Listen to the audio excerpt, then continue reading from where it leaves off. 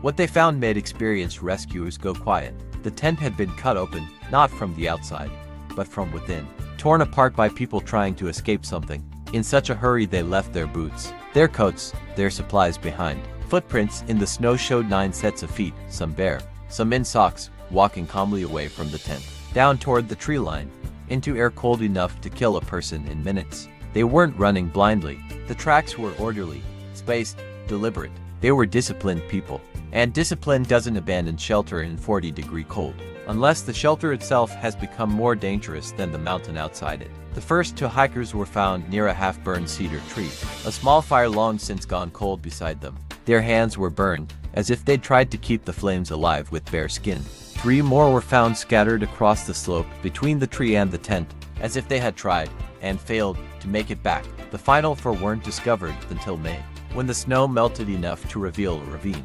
And what investigators found there deepened the mystery instead of solving it. 2 of the hikers had crushed ribs, 1 had a fractured skull, none had visible external wounds to explain it. Injuries a Soviet doctor compared to being hit by a car. 1 woman was missing her tongue. Some of the dead were wearing clothing that didn't belong to them, stripped from the bodies of the friends who died before them.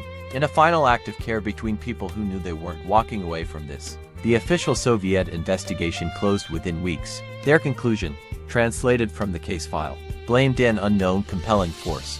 Nothing more specific was ever released. The files were sealed. The case sat untouched for over 3 decades. When Soviet archives finally opened in the 1990s, researchers combed through what remained, but pieces of the record were missing, and no one could say why. Theories multiplied in the silence. Secret weapons testing, a struggle with local hunters, radiation contamination discovered on some of the clothing.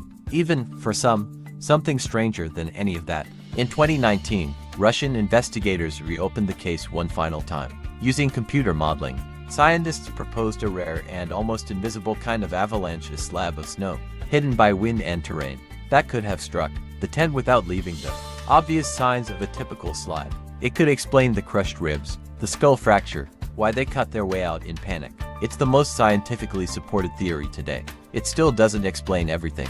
And more than 60 years later, hikers who visit Dyatlov Pass say the same thing every time. The silence up there doesn't feel empty. It feels like it's still holding something back.